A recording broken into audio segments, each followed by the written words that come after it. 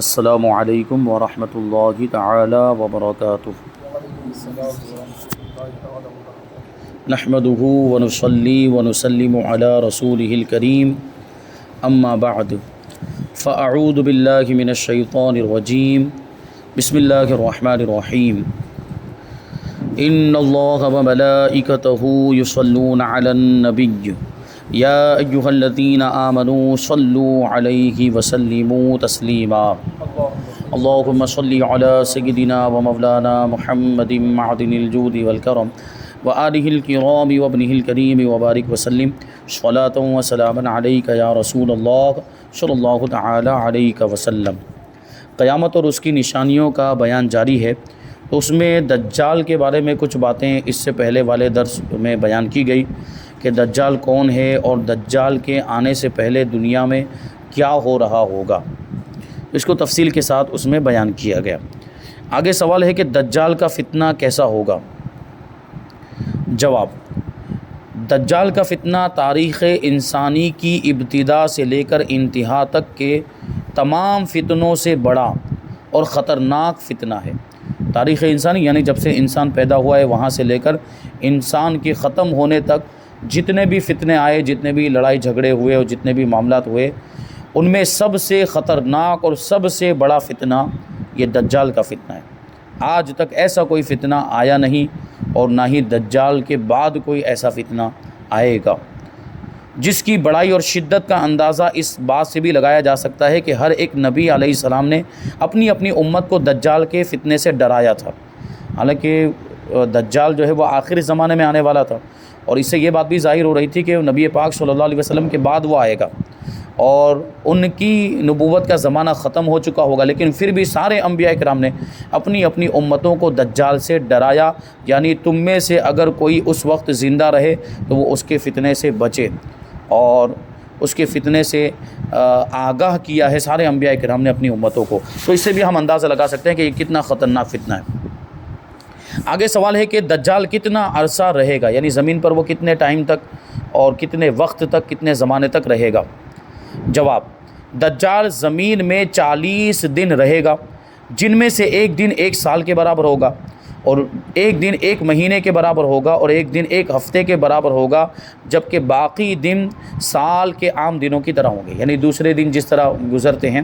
اس طرح۔ یعنی ایسا اس کا مطلب یہ نہیں ہے کہ 24 گھنٹے سے وہ بڑا ہو جائے گا، اس میں گھنٹوں کا اضافہ ہو جائے گا، منٹ کا اضافہ ہو جائے گا، ایسا نہیں، بلکہ وہ ہوگا تو 24 گھنٹے کا لیکن بہت بڑا معلوم ہوگا۔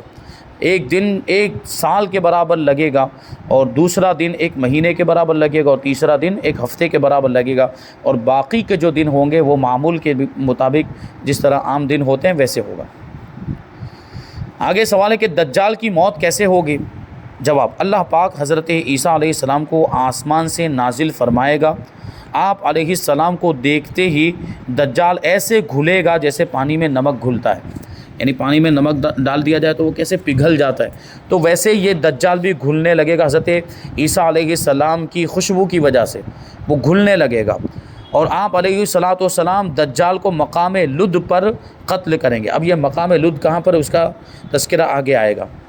وہاں پر اس کو قتل کریں گے، اور اس کے پیروکاروں میں سے کسی ایک کو بھی زندہ نہیں چھوڑیں گے۔ اس کے ماننے والے، اس کے متبعین جو بھی ہوں گے، جو اس کے ساتھ شامل ہو گئے ہوں گے، ان سب کو حضرت عیسیٰ علیہ السلام قتل کر دیں گے، یعنی دجال کو بھی قتل کریں گے اور اس کے سارے ماننے والوں کو بھی ختم کر دیں گے۔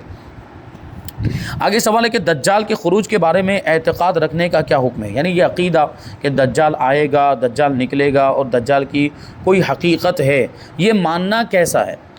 تو جواب: دجال اور قرب قیامت اس کے ظاہر ہونے پر اعتقاد رکھنا برحق ہے، یعنی یہ علماء نے بھی مانا ہے، فقہاء نے بھی مانا ہے، بزرگان دین نے بھی اس کو مانا ہے، اور یہی اہل سنت بالعموم فقہاء کرام اور محدثین اعظام کا مسلک ہے کہ دجال کی حقیقت ہے اور دجال نکلے گا، اور یہ عقیدہ رکھنا برحق ہے۔ یہ قرآن میں اور حدیث میں اس کا ذکر ملتا ہے۔ سوال: دابۃ الارض کیا چیز ہے؟ یعنی قرآن میں تو صراحت کے ساتھ دجال کی بات ہے، تو قرآن میں صراحت کے ساتھ تو نہیں ہے، لیکن حدیثوں میں اس کی طرف اشارہ، جیسے 30 دجالوں کا ذکر ہے حدیث کے اندر، تو اس میں سے ایک دجال یہ بھی ہوگا، اور بھی بہت ساری چیزیں ہیں۔ سوال: دابۃ الارض کیا چیز ہے؟ جواب: دابۃ الارض ایک عجیب شکل کا جانور ہے کیونکہ دیکھیں اس کا جو نام ہے اس پر غور کریں تو الارض کا مطلب ہوتا ہے زمین، اور دابہ معنی ہوتا ہے چوپایا۔ چوپایا یعنی چار پیر پر چلنے والے جو جانور ہوتے ہیں ان کو دابہ کہا جاتا ہے عام طور پر، اور کبھی رینگنے والے جانوروں کو بھی دابہ کہہ دیا جاتا ہے۔ تو یہاں دابۃ الارض سے مراد کیا ہوا؟ زمین پر چلنے والا یہ ایک چوپایا ہوگا، یہ ایک جانور ہوگا، لیکن یہ عجیب شکل کا جانور ہوگا جو کوہ صفا سے ظاہر ہو کر تمام شہروں میں نہایت جلد پھرے گا۔ یہ صفا جو پہاڑی ہے اس میں سے نکلے گا، ادھر اس جانب سے یہ آئے گا اور پھر پوری زمین میں چکر لگائے گا، فصاحت کے ساتھ کلام کرے گا، یعنی جانور ہونے کے باوجود بات کرے گا اور بالکل صاف انداز میں گفتگو کرے گا، ہر شخص پر ایک نشانی لگائے گا۔ ایمانداروں کی پیشانی پر عصائے موسیٰ علیہ السلام سے ایک نورانی خط کھینچے گا، اور کافر کی پیشانی پر حضرت سلیمان علیہ السلام کی انگشتری یعنی انگوٹھی سے کالی مہر کر دے گا، یعنی یہ اس کے پاس وہ ہوگا حضرت موسیٰ علیہ السلام کا عصا، اس سے مومن کی پیشانی پر ایک نورانی لکیر کھینچ دے گا، اور یہ ایک نشانی اور علامت ہوگی جس سے پتہ چل جائے گا کہ یہ ایمان والا۔ اور کافر کی پیشانی پر ایک کالی لکیر کھینچ دے گا، کالی مہر لگا دے گا، اب اس سے پتہ چل جائے گا کہ یہ کافر ہے۔ آگے سوال ہے کہ یاجوج ماجوج کون ہیں؟ جواب، یہ یافس بن نوح علیہ السلام کی اولاد میں سے فسادی گروہ ہیں، یعنی یہ فساد مچانے والے، کہ ان کے زمانے میں تھے۔ یافس بن نوح کے زمانے میں یہ لوگ دنیا میں زمین پر رہتے تھے، بہت زیادہ تعداد میں، ان کی تعداد بہت زیادہ ہے۔ وہ زمین میں فساد پھیلاتے تھے، یعنی قتل و غارت گری کرتے تھے۔ ایام ربیع یعنی فصل پکنے کے زمانے میں نکلتے تھے، جب فصل پکتی، موسم بہار جس کو کہا جاتا ہے، جب درختوں پر پھل آ جاتے ہیں اور کھیتیاں پک جاتی ہیں، تو اس زمانے میں یہ لوگ نکلتے تھے اور سبزہ ذرا نہ چھوڑتے، یعنی جو بھی سبزہ ہوتا کھیت وغیرہ سب کھا جاتے تھے، آدمیوں کو بھی کھا جاتے تھے، اور جنگل کے درندوں، وحشی جانوروں، سانپوں اور بچھوؤں کو بھی کھا جاتے تھے۔ یہ خود کیسے وحشی اور درندے ہوں گے؟ تو انسانوں کو بھی کھا جا رہے ہیں اور جنگل کے درندوں کو بھی کھا جا رہے ہیں۔ یہ اتنے خطرناک لوگ ہیں، فسادی، اور ان کا فساد ایسا زبردست ہوگا۔ حضرت سکندر ذوالقرنین نے لوہے کی دیوار کھینچ کر ان کی آمد بند کر دی، یعنی وہ لوہے کی دیوار آڑ ہو گئی، اب وہ انسانوں کی طرف نہیں آ سکتے، اور اللہ کی قدرت سے وہ دیوار پوشیدہ ہو گئی، وہ دیوار نظر بھی نہیں آتی۔ اسی دیوار کے پیچھے یاجوج ماجوج قید ہیں، قیامت کے قریب وہ دیوار ختم ہو جائے گی اور یاجوج ماجوج نکل آئیں گے اور یہاں پہ فساد پھیلائیں گے۔ حضرت عیسیٰ علیہ السلام کے نزول کے بعد جب آپ دجال کو قتل کر کے بحکم الہی مسلمانوں کو کوہ طور پر لے جائیں گے، جو مصر کے اندر پہاڑ ہے کوہ طور، وہاں پر سارے مسلمانوں کو لے جائیں گے، اس وقت یہ یاجوج ماجوج یہ دیوار توڑ کر نکلیں گے، جو حضرت سکندر ذوالقرنین نے جو دیوار بنائی ہے اس دیوار کو توڑ کر نکلیں گے اور زمین میں فساد کریں گے، قتل و غارت کریں گے، سب کو ماریں گے، قتل کریں گے۔ اللہ پاک انہیں حضرت عیسیٰ علیہ السلام کی دعا سے ہلاک کر دے گا۔ اور بھی کچھ تفسیر ہے، سارے انسانوں کو کھا جائیں گے، سارے انسانوں کو قتل کر دیں گے، اور پھر آسمان کی طرف تیر پھینکیں گے، تو اللہ کی قدرت سے وہ تیر جو ہے کہ خون آلود ہو کر واپس آئے گا، یعنی خون لگا ہوا ہوگا تیروں پر۔ تو یہ کیا گمان کریں گے؟ یہ سوچیں گے کہ ہم نے زمین والوں کو بھی مار دیا اور معاذ اللہ آسمان والوں کو بھی مار دیا، یہ لوگ ایسا گمان کریں گے۔ حضرت عیسیٰ علیہ السلام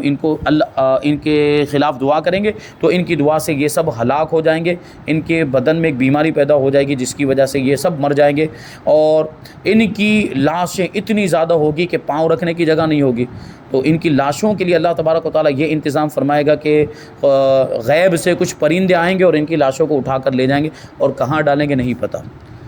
یہ یاجوج ماجوج کی قوم ہے، تو اس طرح یہ لوگ ظاہر ہوں گے۔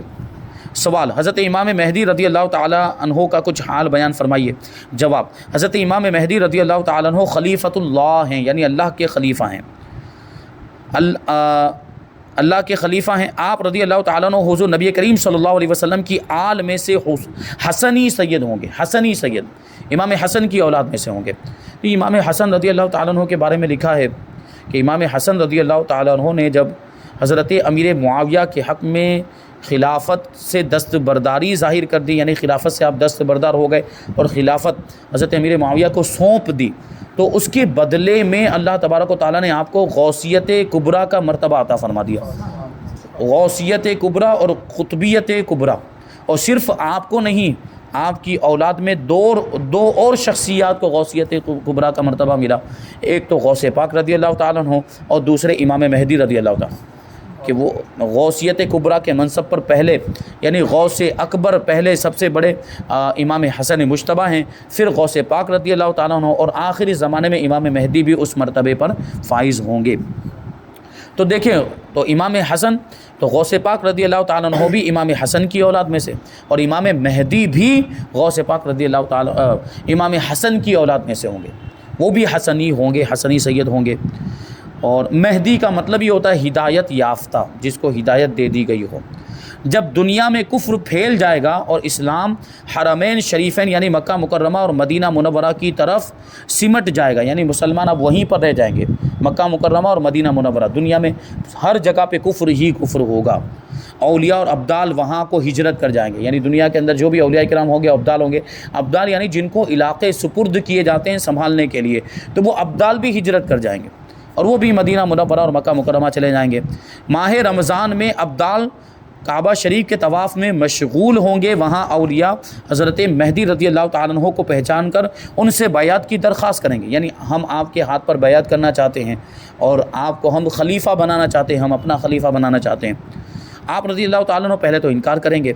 غیب سے ندا آئے گی، ھذا خلیفۃ اللہ المہدی فاسمعوا لہ واطیعوہ، یعنی یہ اللہ کے پاک خلیفہ مہدی ہیں، ان کا حکم سنو اور ان کی اطاعت کرو، ان کی فرما برداری کرو۔ لوگ آپ رضی اللہ تعالیٰ عنہ کے دستے مبارک پر بیعت کریں گے، وہاں سے مسلمانوں کو ساتھ لے کر ملک شام تشریف لے جائیں گے۔ آپ کا زمانہ بڑی خیر و برکت والا ہوگا، زمین عدل و انصاف سے بھر جائے گی، اور ملک شام آپ پہنچیں گے تو ملک شام میں دمشق میں پہنچیں گے، امام مہدی پہلے سے دمشق میں موجود ہوں گے، اور اسی وقت حضرت عیسیٰ علیہ السلام بھی نازل ہوں گے۔ جب امام مہدی دمشق میں ملک شام میں ہوں گے، حضرت عیسیٰ علیہ السلام وہاں پہ تشریف لائیں گے، تو اسی کے بارے میں کہتے ہیں کہ حضرت مسیح یعنی حضرت عیسیٰ علیہ السلام کے نزول کا مختصر حال بیان کیجیے کہ حضرت عیسیٰ علیہ السلام آسمان سے نازل ہوں گے تو اس کی کیا کیفیت ہوگی اور اس کا پس منظر، اس کا واقعہ کیا ہے۔ جواب کہ جب دجال کا فتنہ انتہا کو پہنچ جائے گا اور وہ ملعون تمام دنیا میں پھر کر ملک شام میں جائے گا، یعنی دجال کے بارے میں اور بھی باتیں ہیں کہ اس کے ایک ہاتھ میں جنت ہوگی، ایک ہاتھ میں دوزخ ہوگی، یعنی وہ اپنے لوگوں کو ماننے کا حکم دے گا کہ مجھے مانو، تو جو اس کو مانے گا اور جو اس پر ایمان لے آئے گا تو اس کو وہ اپنی جنت میں ڈالے گا، جبکہ وہ حقیقت میں دوزخ ہے، یعنی وہ جہنم میں چلا جائے گا جو اللہ کی بنائی ہوئی ہے، اور جو اس کو نہیں مانے گا، جو اس کا انکار کر دے گا تو اس کو وہ اپنی جہنم میں ڈالے گا یا اپنی دوزخ میں ڈالے گا، تو وہ حقیقت میں جنت میں پہنچ جائے گا۔ تو یہ دجال کا فتنہ ہے، یہ اس طرح جو ہے کہ دجال پوری دنیا میں گھومے گا اور پوری دنیا کے اندر وہ لوگوں سے یہی مطالبہ کرے گا کہ لوگ اس پر ایمان لائیں، تو کچھ لوگ تو اس پر ایمان لے آئیں گے، لیکن جن کی قسمت میں ہدایت ہوگی وہ اس پر ایمان نہیں لائیں گے۔ تو یہ پوری دنیا میں پھرے گا اور پھر ملک شام میں جائے گا۔ اس وقت حضرت عیسیٰ علیہ السلام دمشق کی جامع مسجد کے شرقی مینارے پر نزول فرمائیں گے۔ یہ دمشق کی جامع مسجد آج بھی موجود بہت بڑی مسجد ہے، اور اس کا شرقی مینارہ یعنی شرقی مینارہ مشرق کی جانب جو مینارہ موجود ہے، یعنی پورب کی جانب جو مینارہ موجود ہے، اسی مینارے پر حضرت عیسیٰ علیہ السلام نزول فرمائیں گے، یعنی وہاں پر اتریں گے، آسمان سے تشریف لائیں گے اور اس مینارے پر اتریں گے، لوگ آپ کو دیکھیں گے۔ حضرت عیسیٰ علیہ السلام کی نظر جہاں تک جائے گی وہاں تک خوشبو پہنچے گی، حضرت عیسیٰ علیہ السلام کی خوشبو پہنچے گی، اور حضرت عیسیٰ علیہ السلام کی خوشبو سے دجال پگھلنے لگے گا اور بھاگے گا، یعنی دور بھاگے گا کہ یہ خوشبو اس تک نہ پہنچے، کیونکہ اس کی وجہ سے وہ پگھل رہا ہوگا۔ حضرت عیسیٰ علیہ السلام دجال کو بیت المقدس کے قریب مقام لد میں قتل کریں گے۔ بیت المقدس جہاں مسجد اقصیٰ ہے اسی کے قریب ایک جگہ ہے جس کو مقام لد کہا جاتا ہے، وہیں پر حضرت عیسیٰ علیہ السلام کو یہ ملے گا اور حضرت عیسیٰ علیہ السلام اس کو وہیں پر قتل کر دیں گے، دجال کو۔ حضرت عیسیٰ علیہ السلام کا زمانہ بڑی خیر و برکت والا ہوگا، مال کی کثرت ہوگی، زمین اپنے خزانے نکال کر باہر کر دے گی، لوگوں کو مال سے رغبت نہ رہے گی، یعنی مال اتنا زیادہ ہو جائے گا کہ اب مال کا شوق ہی ختم ہو جائے گا، مال میں دلچسپی ہی نہیں رہ جائے گی، اتنا زیادہ مال ہو جائے گا۔ یہودیت، نصرانیت اور تمام باطل دینوں کو حضرت عیسیٰ علیہ السلام مٹا دیں گے، یعنی عیسائیت بھی ختم، یہودیت بھی ختم ہو جائے گی، دوسرے جتنے بھی مذہب ہیں اسلام کے علاوہ سارے مذہبوں کو حضرت عیسیٰ علیہ السلام ختم کر دیں گے، اور حضرت عیسیٰ علیہ السلام خود اسلام پر عمل کریں گے اور حضور کی شریعت پر عمل کریں گے اور حضور کی شریعت کو عام کریں گے۔ تو اسی لیے تو کہتے ہیں کہ کوئی نیا نبی نہیں آئے گا، حضرت عیسیٰ علیہ السلام بھی آئیں گے تو حضور کے امتی بن کر آئیں گے، حضور کے امتی بن کر آئیں گے اور حضور پاک صلی اللہ علیہ وسلم کی شریعت پر ہی وہ بھی عمل کریں گے اور اپنے ماننے والوں کو عمل کرنے کا حکم دیں گے۔ تو عیسائیت کو بھی، حالانکہ عیسائیت یہ حضرت عیسیٰ علیہ السلام کا مذہب ہے، لیکن وہ عیسائیت جو اس زمانے میں ہوگی یا ابھی ہمارے زمانے میں، یہ اس حالت پر باقی نہیں جو حضرت عیسیٰ علیہ السلام کے زمانے میں تھی۔ جو حضرت عیسیٰ علیہ السلام نے جو پیغام پہنچایا تھا یہ اس حالت میں موجود نہیں، بلکہ ان لوگوں نے اس میں بہت زیادہ تبدیلیاں کر لی۔ انجیل تو بالکل اتنی زیادہ تبدیل ہو گئی کہ وہ بالکل یوں کہا ہی نہیں جا سکتا کہ اس میں کچھ بھی اس وقت کا موجود ہوگا، بلکہ بہت زیادہ ان لوگوں نے تبدیل کر دیا ہے۔ اس کو محرف کہتے ہیں، کثرت کے ساتھ اس میں تحریف ہوئی ہے اور اپنی مرضی سے اس میں بہت کچھ اس میں داخل کر دیا ہے۔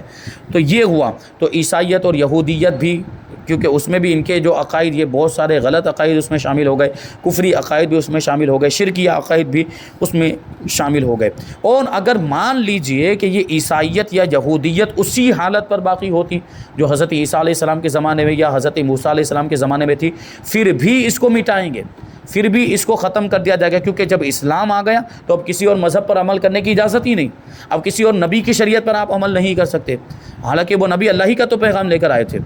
نبی اللہ ہی کا پیغام لے کر آئے تھے اور اللہ ہی کے دین کی تبلیغ کی تھی، لیکن اس کے باوجود اب ان کی شریعت پر عمل کرنا جائز نہیں ہے۔ اب حضور کی شریعت پر عمل کرنا ہی نجات کا ذریعہ ہے۔ تو سارے دینوں کو، سارے مذاہب کو ختم کر دیں گے، اور حضرت عیسیٰ علیہ السلام کے عہد مبارک میں ایک دین ہوگا، اسلام۔ تمام کافر ایمان لے آئیں گے اور ساری دنیا اہل سنت بن جائے گی۔ امن و امان کا یہ عالم ہوگا کہ شیر بکری ایک ساتھ میں چریں گے۔ شیر اور بکری ظاہر سی بات ایک دوسرے کے اپوزٹ ہے کہ بکری شیر کو دیکھ کر بھاگتی ہے اور شیر بکری کا شکار کرتا ہے، لیکن وہ زمانہ ایسا ہوگا کہ شیر اور بکری آپس میں ایک ساتھ میں چریں گے۔ بچے سانپوں سے کھیلیں گے، بغض و حسد کا نام و نشان نہیں رہے گا، ایک دوسرے سے جلن یا ایک دوسرے سے دشمنی، یہ ساری چیزیں ختم ہو جائے گی۔ جس وقت حضرت عیسیٰ علیہ السلام کا نزول ہوگا، فجر کی جماعت کھڑی ہوتی ہوگی، یعنی اقامت ہو رہی ہوگی، ٹائم ہو گیا ہوگا فجر کی جماعت کا، وہی دمشق کی جامع مسجد کے اندر۔ حضرت امام مہدی رضی اللہ تعالیٰ عنہ حضرت عیسیٰ علیہ السلام کو دیکھ کر آپ سے امامت کی درخواست کریں گے، یعنی حضرت عیسیٰ علیہ السلام سے کہیں گے کہ آپ امامت کرائیں، تو آپ انہی کو آگے بڑھا دیں گے اور حضرت امام مہدی رضی اللہ تعالیٰ عنہ کے پیچھے نماز ادا فرمائیں گے۔ ایک روایت میں ہے کہ حضرت عیسیٰ علیہ السلام نے حضور سید الانبیاء صلی اللہ علیہ وسلم کی شان و صفت اور آپ صلی اللہ علیہ وسلم کی امت کی عزت و کرامت کو دیکھ کر امت محمدی صلی اللہ علیہ وسلم میں داخل ہونے کی دعا کی کہ مجھے حضور کی امت میں شامل ہونے کا شرف مل جائے اور یہ سعادت مل جائے۔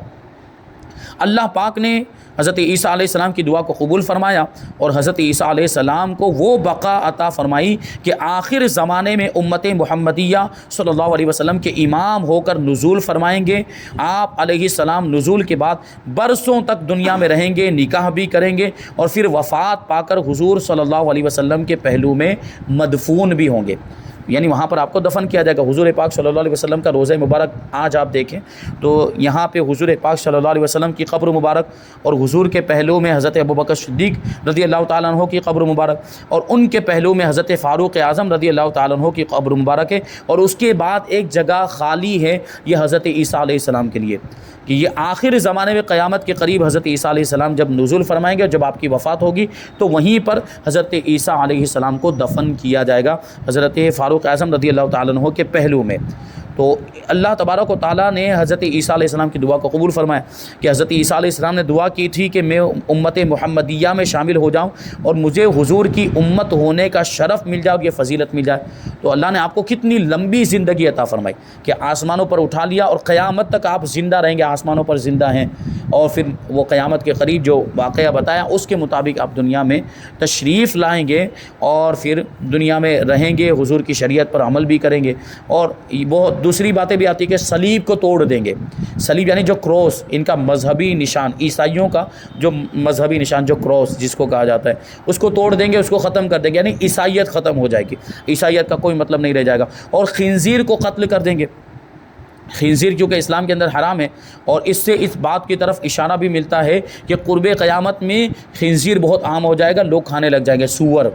اور یہ ہم دیکھ بھی رہے ہیں بہت ساری چیزوں کے اندر اس کی چربی کو شامل کیا جا رہا ہے، اور ویسے بھی دھڑلے سے لوگ اس کو کھا رہے ہیں۔ تو حضرت عیسیٰ علیہ السلام اس کو ختم کریں گے، اس کو قتل کر دیں گے اور جزیہ معاف کر دیں گے۔ جزیہ یہ ٹیکس وغیرہ کے مسائل جو ہے بالکل ختم، کیونکہ مال ہی اتنا زیادہ ہو جائے گا تو جزیہ اور ٹیکس لینے کی ضرورت ہی نہیں پڑے گی۔